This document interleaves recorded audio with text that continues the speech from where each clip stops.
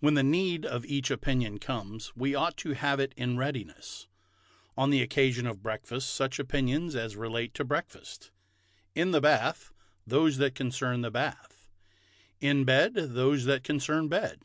Let sleep not come upon thy languid eyes. Before each daily action thou hast scanned. What's done amiss, what done, what left undone. From first to last examine all, and then blame what is wrong. In what is right, rejoice. And we ought to retain these verses in such way that we may use them, not that we may utter them aloud, as when we exclaim, Paean, Apollo. Again, in fever we should have ready such opinions as concern a fever. And we ought not, as soon as the fever begins, to lose and forget all. A man who has a fever may say, If I philosophize any longer, may I be hanged. Wherever I go, I must take care of the poor body, that a fever may not come. But what is philosophizing? Is it not a preparation against events which may happen? Do you not understand that you are saying something of this kind? If I shall still prepare myself to bear with patience what happens, may I be hanged. But this is just as if a man, after receiving blows, should give up the pancratium. In the pancratium, it is in our power to desist and not to receive blows. But in the other matter, if we give up philosophy, what shall we gain? What then should a man say on the occasion of each painful thing? It was for this that I exercised myself. For this I discipline myself. God says to you, Give me a proof that you have duly practiced athletics, that you have eaten what you ought, that you have been exercised, that you have obeyed the elliptes. Then do you show yourself weak when the time for action comes? Now is the time for the fever. Let it be borne well. Now is the time for thirst. Bear it well. Now is the time for hunger. Bear it well. Is it not in your power? Who shall hinder you? The physician will hinder you from drinking, but he cannot prevent you from bearing thirst well. And he will hinder you from eating, but he cannot prevent you from bearing hunger well.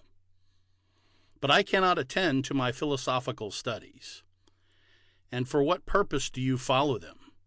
Slave, is it not that you may be happy, that you may be constant? Is it not that you may be in a state conformable to nature and live so? What hinders you when you have a fever from having your ruling faculty conformable to nature? Here's the proof of the thing. Here's the test of the philosopher.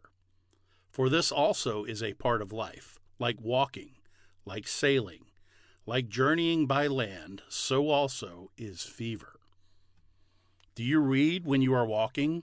No, nor do you when you have a fever. But if you walk about well, you have all that belongs to a man who walks. If you bear a fever well, you have all that belongs to a man in a fever. What is it to bear a fever well? Not to blame God or man, not to be afflicted at that which happens, to expect death well and nobly, to do what must be done. When the physician comes in, not to be frightened at what he says, nor if he says you are doing well, to be overjoyed. For what good has he told you?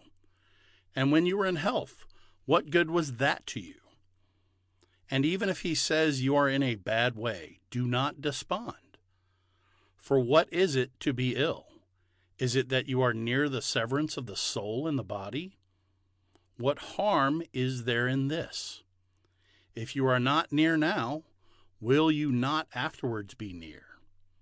Is the world going to be turned upside down when you are dead? Why then do you flatter the physician? Why do you say, If you please, master, I shall be well?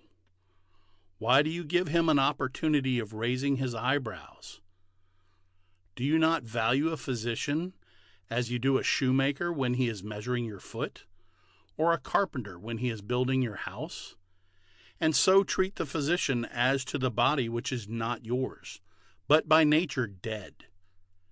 He who has a fever has an opportunity of doing this. If he does these things, he has what belongs to him.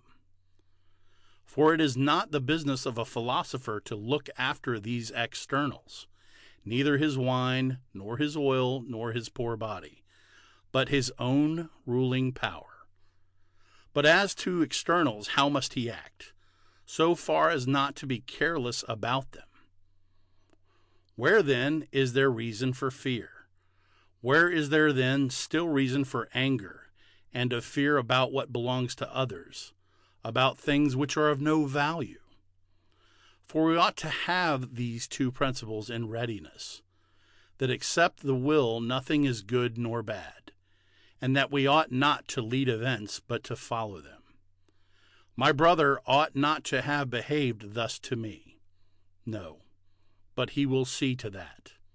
And however he may behave, I will conduct myself towards him as I ought. For this is my own business. That belongs to another. No man can prevent this. The other thing can be hindered.